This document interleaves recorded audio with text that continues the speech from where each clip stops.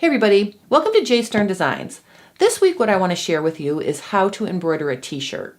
And it's a perfect project for me to share with you because I'm up to my eyeballs embroidering senior shirts for senior night for the volleyball players that are graduating. And it's a big project this year because there are 10 seniors graduating. So I thought what I would do is take you step by step through the process of embroidering on a t-shirt. We'll start with some tips for what kind of stabilizer to use, how to mark the t-shirt, how to position it in the hoop. And I'll have some tips also for how to be frugal with your stabilizer because it's expensive. And I will sort of bring you along my embroidery journey. In front of me, you can see I already have the number 17 embroidered on the back of this t-shirt.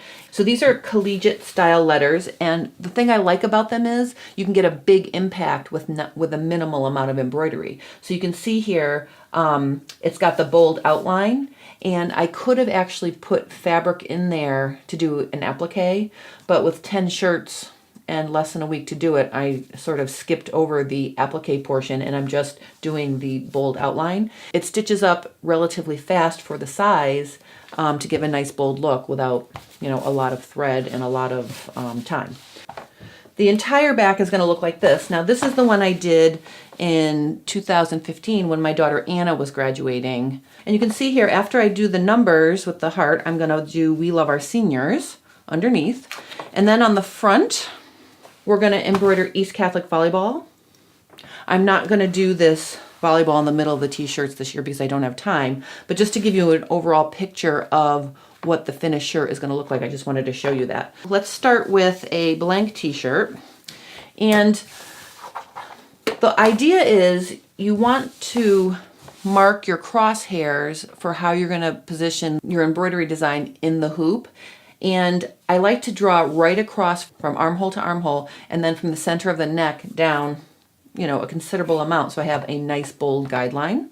All right, so I have one of my favorite rulers. This is an Ofla and it's a frosted quilting ruler. I love it for marking guidelines when I'm embroidering because it's wide and I can use the grid to make sure everything is square. I really like this. I've decided because I'm going to do the numbers and then I'm going to do the We Love Our Seniors underneath that I want to have the center of the numbers be about 5 inches from the base of the ribbing at the neckline. I'm going to start by measuring 5 inches down and I'm just going to make a little mark here so I know that that's where I want my center to be. And I'm just going to measure at that level from armhole to armhole. And you can see here, I have 15.5 inches.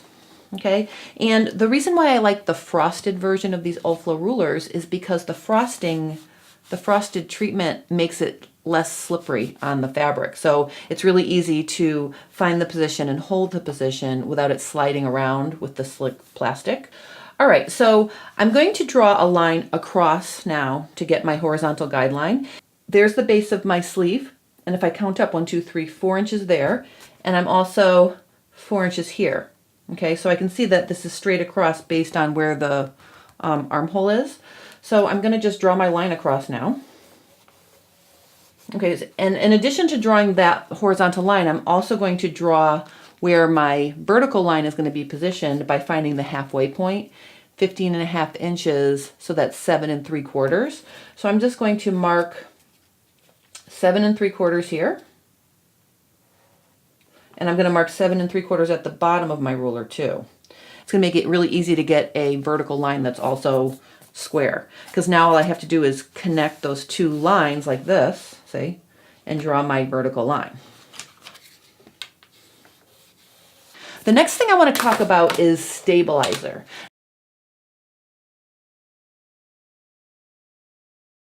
Now we're working with a stretchy tee, a knit fabric, and the embroidery needs some support so it doesn't tunnel or pull the fabric or gather the fabric up around the embroidery. And you want it to be able to last through washing and wearing as well. So my favorite option for this is a a lightweight tearaway, because you can tear away from the outside of the embroidery, but the little bit of paper will stay underneath the stitches and it'll support those stitches when you wash it. I think over time it probably will break down, but for quite a few washings you'll be able to get a nice looking, the embroidery will stay in shape. If you choose to use something that's a complete wash away, like an aqua mesh or a solvay, those stabilizers will also wash the stabilizer away from under the stitching, and I just think a t-shirt needs a little bit more support than that. A lot of times if you buy a embroidered shirt, you'll see this patch of stabilizer that's trimmed around the edge. That is the most stable, sort of a cutaway stabilizers, but if you're wearing them against your skin, that is not comfortable. So, you have a dilemma of, how do I stabilize my embroidery and also have it be comfortable to wear? So my compromise for that is to use a soft tearaway that I can tear away neatly from the outside edge while leaving that little bit of paper underneath the stitches to support it. I'm going to use a sticky tearaway, so it has a protective back to it, which you peel away, and then you can stick the shirt in the hoop instead of hooping the fabric.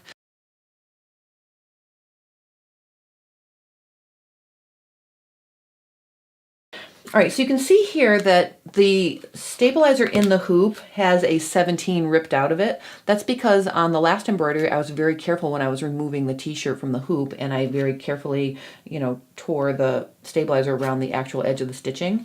The cool thing about this is I can now, instead of using this big piece of stabilizer that I would need to re-hoop into the entire hoop, I only need a piece that will fit inside the hoop. So I'm saving a couple inches every time I do that. So across a bunch of shirts, that's really going to help me save stabilizer. Because remember, this is only the first design of the overall layout on this shirt. I'm going to also do lettering. So I'm going to be hooping a lot. So anywhere I can save stabilizer, I'm going to. So you can see here, this is still sticky. I only used it one time. I'm going to take this new piece and I'm just going to lay it right in there. And I'm overlapping the edges about a ½ inch, between 1 inch and ½ inch. And then you can see over here it's too long, so what I'm going to do is I'm just going to cut this, and I can use this to piece for something else later. All right, to get this protective backing off, I'm just going to score it diagonally and cross. I'm not gouging to make a hole, I'm just dragging the sharp part of my scissors against the backing, and then I can use my scissors to sort of pick the corner, and then see it'll just peel right off. And you can see I've saved quite a bit if you compare the piece that's in there versus the whole outer edge of what I had to hoop. So now let me show you how to hoop this. So the first thing I'm going to do is I'm going to turn it inside out like this. You can see right here, I'm going to point to it, right here and right here, and then right here and right here. Those are where the raised guides are for the center of the hoop, and that's what I want to line up my chalk guideline with. And I'm opening it up so I can see what I'm doing like this. And I'm going to start by feeling to get the horizontal lines, and I'm feeling right through, and you can see the indentation of the guide is right there. And on this side, I've lined that up too.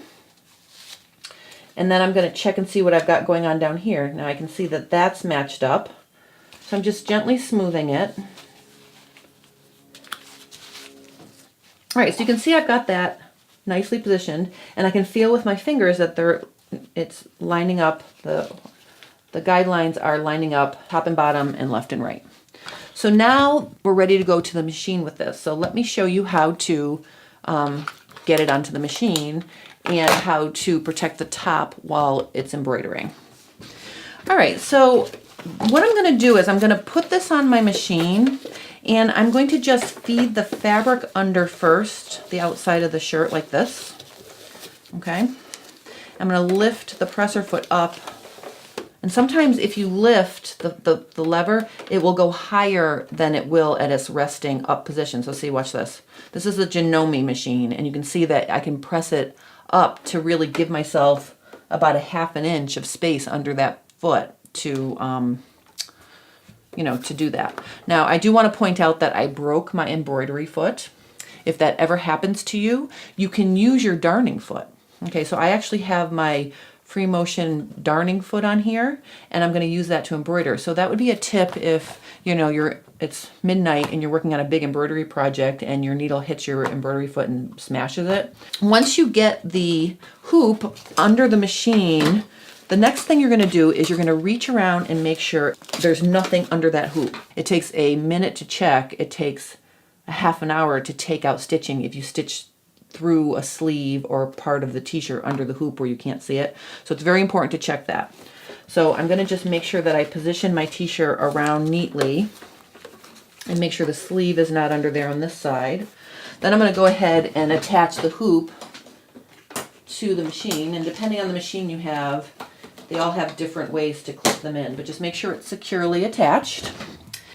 If you're working on multiple t-shirts and you have a few different individual designs that you have to rehoop for, it's much more efficient to do all the t-shirts and do the first design, then do all the t-shirts with the second design. If you keep, you know, putting one design in and then rehooping and doing the second design, it takes a little bit longer. And part of the reason why that's, for me, true is because if you're embroidering the same design over and over, you get in a zone and it makes it easier to position and it makes it easier to see that it's in there right. But the one thing you have to make sure is you have to go back and check and make sure that your needle is starting in the center of your guide, of your crosshair guide every time. Because you can see here, it's really not in the center. Okay, it's sort of off to the side. So I'm going to go back to my edit so I can then just fine tune the position. And once I restart, you can see it's pretty close, but it's actually about 1/8 of an inch below the horizontal line. So I'm just going to move that back into position and get it where I want it. So it's going to be spot on. And depending on the embroidery machine you're using, you probably have little arrows that you can move the hoop around a little bit to fine tune the position of the design. All right, so now I'm happier where this is. And I know the way this design stitches out. It's going to stitch the 7 first, so on the right side of the hoop. So I'm going to make sure before I get going that everything on the right side of the hoop is completely out of the way of that needle. And to protect the top, I'm going to use this very light wash away stabilizer. So I'm going to get this into position like this. Okay, I've got my tail over here. I'm going to press start now. And it's going to come up here to the right-hand corner. And it's going to stitch. Let me just clip my thread. I always like to clip my thread. I don't like to let that hang because it could get caught on the foot. Okay, so now I'm just going to stitch the outline of the 7.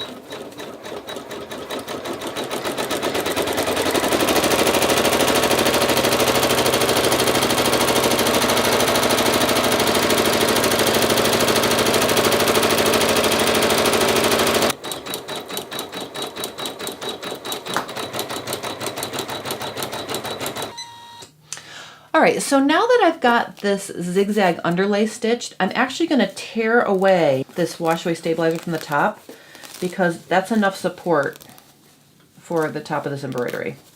And the biggest culprit of getting caught under the presser foot when it's embroidering is this washaway stabilizer. So you can see now I've got this free and clear, and I can safely walk away from this now because I know it's not going to get caught on anything, and while it's embroidering around the perimeter of the 7, I could get the next t-shirt prepped, or I could be doing something else. I don't have to sit and watch it like a hawk. So now the last step for stitching this design is basically to let it stitch the satin outline of the number.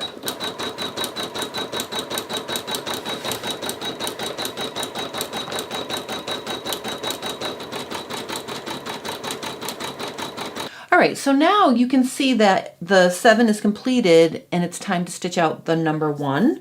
So what I'm going to do is I'm just going to readjust my t-shirt so now it's favoring the left side, you know, making sure everything's away on the left side. If the fabric gets on the hoop a little bit on top of the 7, I don't care because I'm nowhere near that for the moment. And what I'm going to do is I'm going to just stick my wash away topper underneath the presser foot, and I'm going to stitch the outline of the 1.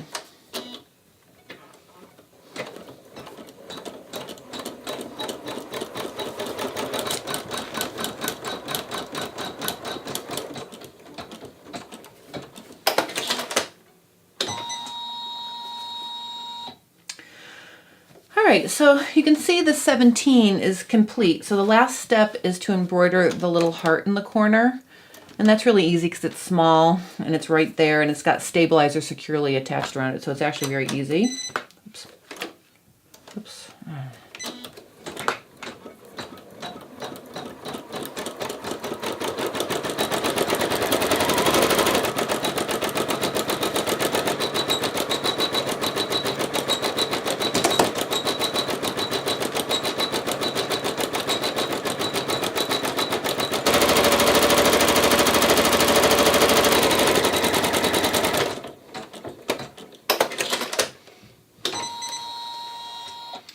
All right, the design is done. Let me show you how to get it off the machine and take it out of the hoop. So I'm going to just release the hoop, and I'm just going to pick the path of least resistance. I'm going to lift this up, and I'm just going to slide it out like that. All right, let's take a look at it and see what we have. When I'm doing the patch method on a big design like this that almost takes up the whole hoop, I only use the patch one time because after that I'm not sure it's safely going to hold my fabric in the hoop. So I'm just going to carefully tear this away like this just to show you. This is how you would tear it away if it was the first time, you know, just very carefully. I mean, if you're going to try to patch it, the goal is to leave as much stabilizer in the hoop as you can. So you want to really be careful and tear right along the edge of the design. So you can see what this is looking like now. See, now I don't really trust it anymore. I think it's weakened. So I would take this out and hoop a new piece of sticky at this point. All right, so that's that. All right, the cool thing about this lightweight stabilizer tearaway on a knit is it's super easy to remove. Instead of trying to just pick it like this, which can work, if you just gently stretch it away from the edge, like that, it perforates very neatly right around the edge. See? You don't have to really stretch it that much. Watch, let me do it again. Watch. See? Just gently tear the stabilizer away from the edge by stretching the knit a little bit. And then it's very easy to take the stabilizer off in one piece. So see, watch what happens. So now I can peel this right off. See how nice that comes off? All right, so that's how you embroider the back of a tee. Join me next time and I will show you how to add lettering to this design to get the overall finished design of the back. All right, if you have any questions about embroidering a t-shirt, please post them below or visit my blog at J Stern Designs. I just want to mention, because I forgot to mention it, I used an embroidery needle and I used a poly embroidery thread in the needle, and I used a matching color rayon embroidery in the bobbin because I didn't want to take the chance that the white bobbin thread would show at all around the edges. I have pretty good tension on this machine, but if your machine is not like perfectly balanced tension, using the same color in the bobbin will sort of camouflage any little tension issues you may have along the way. So I like to use a softer rayon in the bobbin so it's not scratchy against the skin.